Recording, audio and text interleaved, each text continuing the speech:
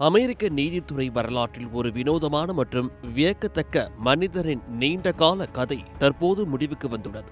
மரணத்தின் பிடியிலிருந்து ஒரு முறை அல்லது இருமுறை அல்ல, சுமார் 8 முறை நூலிழையில் உயிர் பிழைத்த அமெரிக்காவின் மிக நீண்ட கால கைதி பிரான்சிஸ் கிளிஃபோர்ட் ஸ்மித் தனது 101வது வயதில் காலமானார். சுமார் 70 ஆண்டுகளுக்கும் மேலாக சிறை கம்பிகளுக்கு பின்னால் தனது வாழ்நாளை கழித்த இவர் கனெடிக்கட் மாகாணத்தில் உள்ள ஒரு முதியோர் பராமரிப்பு இல்லத்தில் சிகிச்சை பெற்று வந்த நிலையில் உயிரிழந்துள்ளார்.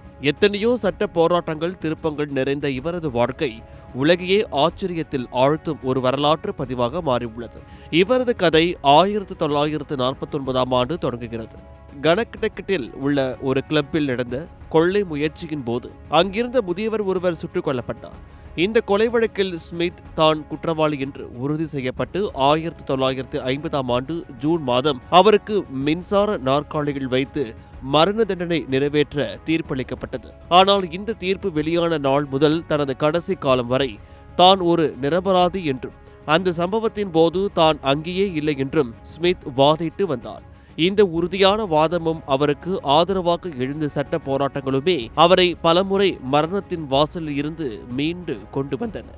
இவரது சிறை வாழ்க்கையில் மிகவும் விசித்திரமான விஷயம் என்னவென்றால், இவரது மரண தண்டனையை நிறைவேற்ற 8 முறை தேதிகள் குறிக்கப்பட்டன.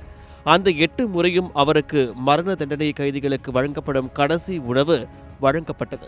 ஆனால் ஒவ்வொரு முறையும் தண்டனை நிறைவேற்றப்படுவதற்கு சில மணி நேரங்களுக்கு முன்னதாக சட்ட ரீதியான தடைகள் ஏற்பட்டு தண்டனை தள்ளி வைக்கப்பட்டது.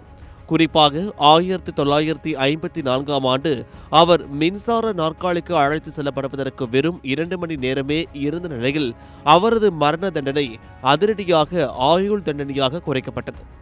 தன்னுடைய வாழ்நாளில் பெரும் பகுதியை சிறையிலேயே கழித்த ஸ்மித் 1967ஆம் ஆண்டு ஒரு முறை சிறையில் இருந்து தப்பித்து 12 நாட்கள் தலைமறைவாக இருந்தார். பின்னர் மீண்டும் பிடிபட்ட அவர் 2020ஆம் ஆண்டு வரை சிறையிலேயே இருந்தார்.